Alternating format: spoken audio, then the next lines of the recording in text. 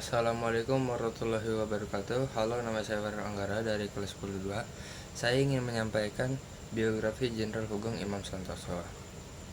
Siapa itu Jenderal Hugeng Imam Santoso? Jenderal Polisi DRS Hugeng Imam Santoso lahir di Pekalongan 14 Oktober 1921 dan merupakan Kapolri kelima pada tahun 1968 hingga 1971, yang sebelumnya juga pernah berkarir di kota Pekalongan, Provinsi Jawa Tengah. Pak Hugeng bersekolah di Holland Inland School HIS Sekolah Dasar Pekalongan dan lulus pada tahun 1934. Ia kemudian mendaftar di Meriwether-Gebreedsleraonwich Mulo, sekolah menengah pertama di kota yang sama, dan lulus 3 tahun kemudian. Terjunnya Jenderal Hugeng, ia masuk ke PTIK Perguruan Tinggi Ilmu Kepolisian. Ia kemudian memilih masuk kursus polisi karesidenan dengan pangkat Junsa Butio setingkat Ajun Inspektur Polisi kelas 2 pada zaman RI. Bidang yang dilakukan Jenderal Hugeng mengayomi masyarakat. Walaupun pangkatnya tinggi, Jenderal masih turun tangan mengatur lalu lintas di perempatan. Pak Hugeng sendiri disebut Kapolri jujur di Indonesia karena selama masa ia menjabat Kapolri, ia tak pernah mau menerima jatah pimpinan. Setiap ada barang yang dikirim dari salah satu pengusaha atau orang lain, ia selalu mengembalikan hal tersebut dengan menyuruh stafnya.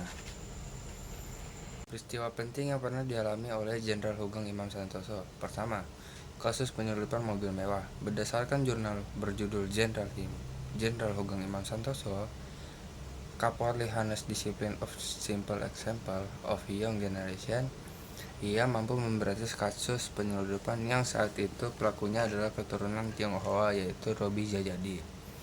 Saat itu, pelaku merupakan seorang penyelundup barang-barang mewah dari luar negeri, salah satunya mobil mewah. Tak hanya satu atau dua mobil, namun menyelundupkan dengan jumlah yang sangat besar. Alhasil, menyebabkan banyaknya kerugian bagi Indonesia seperti penyelundupan Rolls-Royce, Jaguar, Alfa Romeo, BMW, Mercedes-Benz, dan lain-lain. Setidaknya negara merugi hingga 716 miliar, jumlah yang terhitung fantastis saat itu. Hugeng pun langsung mencoba membongkarnya dan berbuah hasil. Namun di satu sisi ia juga menjadi tidak disukai oleh para pejabat tinggi lantaran berusaha menggali lebih dalam mengenai kasus ini. Masih dalam jurnal yang sama, Hugeng pun dipertemukan dengan kasus pemerkosaan dari seorang penjual telur di Yogyakarta. Pada kasus ini, yang diduga menjadi pelaku adalah anak seorang pejabat. Diduga pelakunya anak-anak pejabat teras di Yogyakarta. Sementara ironisnya, korban pemerkosaan yang dipenjara oleh polisi karena tuduhan memberi keterangan palsu.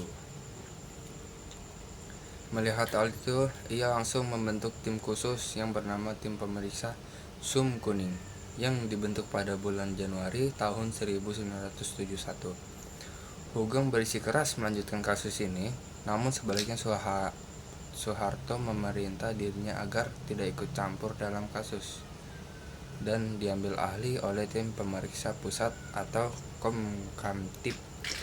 Hugeng pun kehilangan jejak kasus ini setelahnya. Itulah catatan menunjukkan bahwa Pak Hugeng ketika menjabat sebagai Kapolri memiliki integritas dan komitmen terhadap penuntasan berbagai kasus di Indonesia, dan tak takut bila bergesekan atau tak disukai oleh orang lain. Dan Jenderal Hugeng karena itu dikenal karena keberaniannya dan kejujurannya. Wafatnya Jenderal Hugeng di Jakarta pada tanggal 14 Juli tahun 2004 pada usia 82 dan dimakamkan di Taman Pemakaman Bukan Umum TPBU Giritama, Kemang, Kabupaten Bogor, Jawa Barat.